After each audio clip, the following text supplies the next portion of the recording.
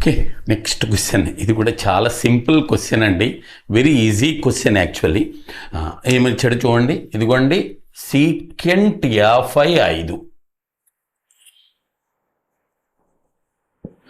Into cos 90 minus Y is equal to 1. అయితే వాడు ఇంకొక కండిషన్ ఇచ్చాడు, 0 less than Y less than 90 అన్నాడు.